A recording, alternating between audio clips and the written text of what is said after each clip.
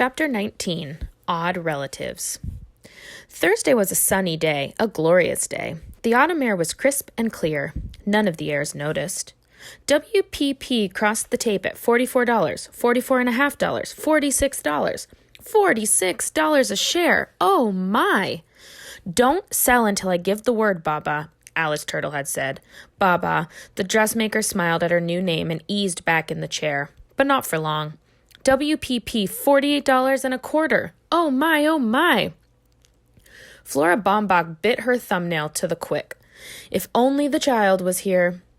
The child was being examined by the school nurse, having been caught again with a radio plugged in her ear. Turtle blamed her misbehavior on a toothache. The only thing that soothes the horrendous pain is listening to music. You should see a dentist, the nurse said. I have an appointment next week, Turtle lied. Can I go home now? The pain is truly unbearable. No, the nurse packed the tooth with foul-tasting cotton and sent her back to class. So every half hour, Turtle had to ask permission to go to the lavatory in order to keep up with the latest stock market reports. Bladder infection, she explained. Crow polished Mrs. Wexler's silver teapot with a Westing disposable diaper for the third time. 2 more days, the day after next. It was too painful going back to that house, but Otis said she must, to collect her due. It was her penance to go back, not her due. Blessed he who expects nothing. Boom! Just a warning to keep doors locked, the delivery boy said, dumping a carton of Westing paper products on the kitchen floor. You know, Crow, old pal, I think I figured out who the bomber is. Crow stiffened as she stared at her distorted reflection in the shining silver. Who? That's right, Otis Amber said. James Shin Hu. He wanted to put the coffee shop out of business, right? Then he had to bomb his own restaurant so nobody would suspect him, right? And he catered Wexler's party. Nobody would notice if the caterer brought in an extra box along with the food, right? James Shin Hu was the bomber. Crow's hands trembled, her face blotched with hate. That beautiful, innocent angel reborn. Sandy said her face will be scarred for life. James Shin Hu, beware. Vengeance shall be mine. The judge rearranged her docket in order to have these last days free. Leave it to Sam Westing to interfere with her work. Sandy turned to his next entry. It's an interesting one. Crow. Birth, Erica Crow, age 57. Mother died at childbirth, raised by father, deceased. Education, 1 year of high school. Married at 16, divorced at 40. Ex-husband's name, Windy Windklopple. Hospital records. Problems related to chronic alcoholism. Police record. 3 arrests for vagrancy. Gave up drinking when she took up religion. Started the Good Salvation Soup Kitchen on Skid Row. Works as cleaning woman in Sunset Towers. Lives in maid's apartment on 4th floor. Westing connection? ? Yes, it is interesting, Judge Ford replied, but it hardly tells us what we want to know. You've got a customer, Jake Wexler pointed at spare rib at the black-clad figure standing at the doorway. Must be a bill collector, Who said, frowning over his account book. Grace looked up, saw it was only the cleaning woman, and returned to the sports photographs she was sorting. A dozen or more sports stars would be framed and hung on one wall of Who's on First. Come on over and join us, Jake shouted. Limping to their table, Crow heard Mrs. Wexler click her tongue. Sinful woman, she'll go to hell with her pride and her covetousness, and take that foot butcher of a husband with her. And that one, the fat one, the glutton, the bomber, the mutilator of innocent children. Maybe she is a customer, Who thought, recognizing the face clenched in righteous anger as that of a diner not being served fast enough. He rose and pulled out a chair for Crow. My wife will be serving a Chinese tea lunch shortly. Madame Hu placed a variety of dumplings on the table, giggled at Jake, and ran back to the kitchen. That tittering Madame Hu was a beautiful woman, and quite young. Grace, casting a suspicious eye on her husband, was suddenly seized by a surge of gnawing jealousy. Maybe it was just the fried dumpling. Madame Hu returned to pour the tea. Jake patted her hand. Good, Grace noticed. She's clutching her stomach. About time she felt jealous. The podiatrist turned his smile to Crow. Nothing wrong with your appetite, I'm happy to see. Nothing is wrong with your mouth, the cleaning woman replied, looking down at her plate. It's my feet that hurt. That corn you cut out didn't heal yet. I got a callus on the sole of my left foot and my ingrown toenail is growing in again. Grace clasped a hand over her mouth and ran out of the restaurant. Mr. Hu headed for the kitchen. Your trouble comes from years of wearing the wrong kind of shoes, Jake lectured. Crow wasn't listening. James Shin Hu, the bomber, was coming back. He had something in his hand. Here, Crow, try these. I invented them myself. Paper insoles. They'll make you feel like you're floating on air. It's tough standing on your feet all day. Here, take them. Crow examined the 2 pads of spongy folded paper. How much? Nothing. Compliments of the house. Still suspicious, Crow slipped the inner soles into her shoes and tried walking. What a blessed relief. Otis Amber was wrong. James Shinhu was a charitable man. He couldn't be the bomber. Crow floated out of the restaurant without paying for her lunch. Oh, no, not another victim, Sidel Pulaski cried, stuffing her notes under the mattress. The nurse wheeled Chris next to Angela's bed and explained that the boy was being tested for a new medication. Are you all right? She asked, bending over the squirming patient. Chris was trying to remove a blank sealed envelope from his bathrobe pocket. He knew his brother had a crush on Angela. He figured Theo must have sneaked upstairs in the wrong bathrobe to slip this letter under Angela's door, then remembered she was in the hospital and was too shy to give it to her in person. Look at that smile, Sidel exclaimed. From Theo, he said. Chris hoped to watch Angela read the love letter, but the nurse insisted he return to his room. Bye-bye, good luck, Sidel called. Angela waved a bandaged hand. Mountain, Chris replied. From Turtle. Serves her right for kicking his partner. Mountain, Angela thought. Turtle's MT stood for mountain, not empty, and the letter was not from Theo. Your love has 2. Here are 2 for you. Take her away from this sin and hate, now, before it is too late. Angela, again, 2 clues were taped at the bottom. With Majesties. Crow and Otis Amber's clues are not king and queen, she told Sidel. They are with thy beautiful majesties. Sandy and the judge were still at work on the heirs. Wexler. Jake Wexler, age 45, podiatrist, graduated from Marquette, married 22 years, has 2 daughters. See below. Grace Windsor Wexler, born Grace Winkloppel, age 42, married to above, claims to be an interior decorator, spends most of her time in the Chinese restaurant or the beauty parlor. She and Jake, see above, have 2 daughters, see below. Angela Wexler, age 20, engaged to Mary D. Denton Deere, also an heir. 1-year college, high grades, victim of 3rd bombing, embroiders a lot. Turtle Wexler, real name, Tabitha Ruth Wexler, age 13, junior high school student, plays the stock market, smart kid but kicks people. Flora Baumbach calls her Alice. Westing connection. Grace Windsor Wexler claims that Sam Westing is her real uncle. Angela looks like Violet Westing. So does Grace in a way, except she's older. Sandy fidgeted with his pen. There's something I didn't write down.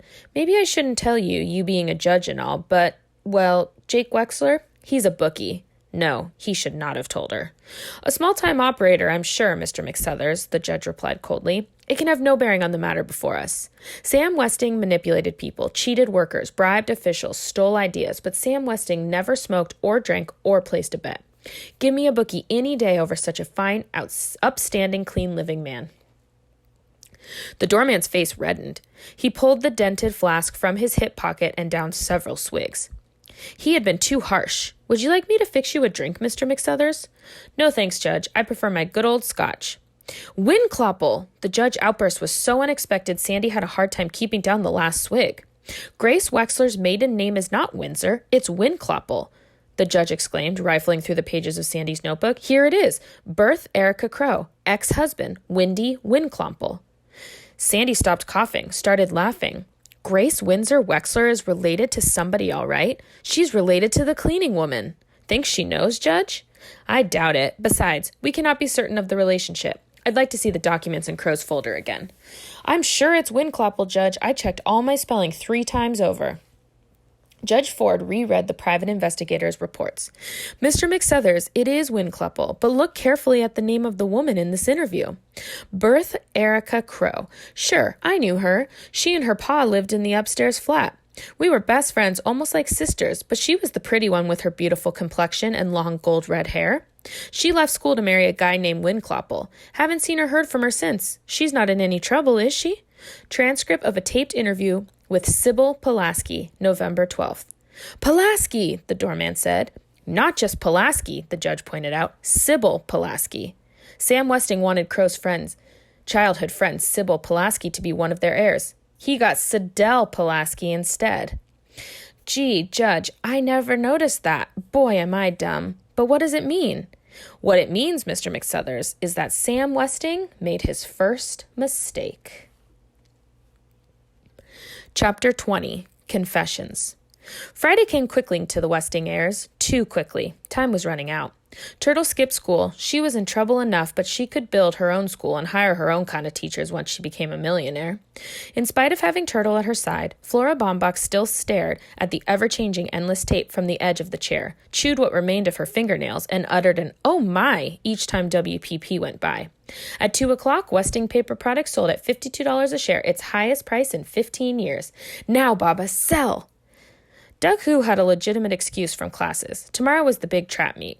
He jogged, he sprinted, he ran at full speed, not on the track, but on the trail of Otis Amber. Back and forth from the shopping center to Sunset Towers again and again and again, and hey, this is a new direction. Otis Amber parked his delivery bike in front of a rooming house and went inside. Doug waited, hidden in a doorway across the street, and waited. People came and went, but no Otis Amber. Doug jogged up and down the block for 2 hours. Still, no sign of Otis Amber. Doug was cold and hungry, but at least his feet didn't hurt anymore. Last night, when he asked Doc Wexler about the blisters, the podiatrist told him to see his father. His father, of all people. But those paper insoles really worked. At 5 o'clock, Otis Amber skipped out of the rooming house, hopped on his bicycle, and returned to Sunset Towers empty-handed. Doug's assignment was over. Well, almost over. Where was Theo? Theo was being patched up in the hospital emergency room after a slight miscalculation in his solution experiment. Fortunately, no one else was around when the lab blew up. "You like playing with explosives, kid?" the bomb squad detective asked. Accidents in high school chemistry were not unusual, but this student lived in Sunset Towers. "I was experimenting on chemical fertilizer," Theo replied, wincing as the doctor probed his shoulder for a glass shard.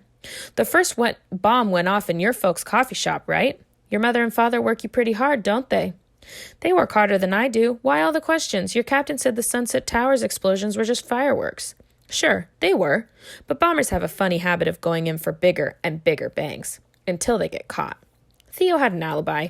He was nowhere near the Wexler apartment the day the third bomb went off. The detective grunted a warning about careless chemistry, but Theo had already learned his lesson. Ouch. At last, the coffee shop owner himself delivered the up order. The judge came right to the point.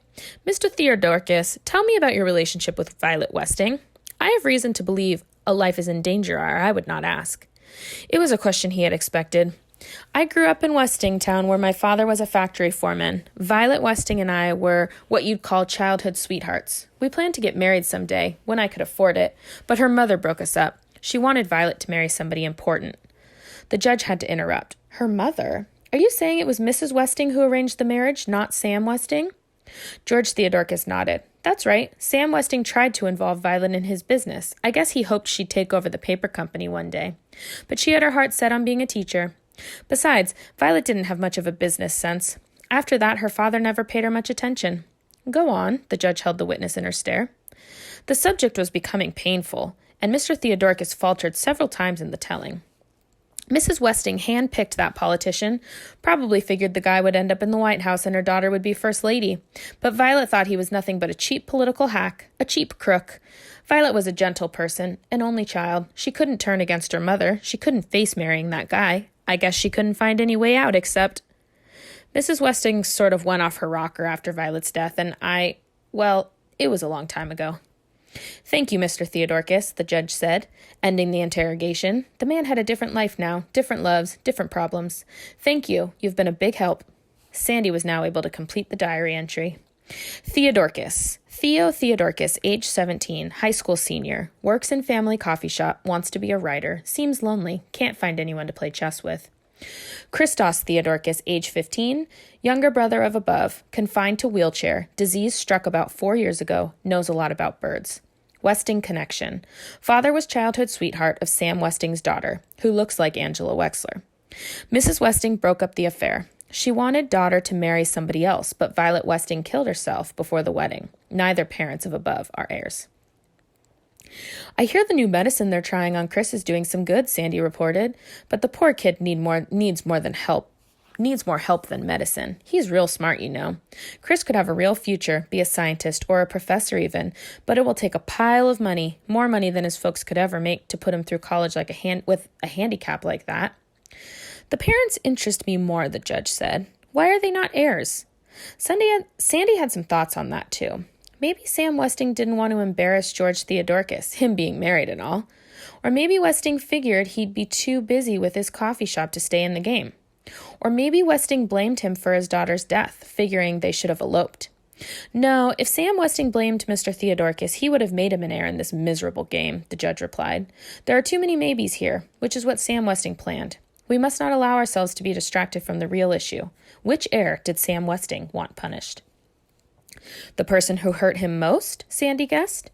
And who would that be? The person who caused his daughter's death. Exactly, Mr. McSuthers. Sam Westing plotted against the person he held responsible for his daughter's suicide, the person who forced Violet Westing to marry a man she loathed. Mrs. Westing? But that's not possible, Judge. Mrs. Westing is not one of the heirs. I think she is, Mr. McSuthers.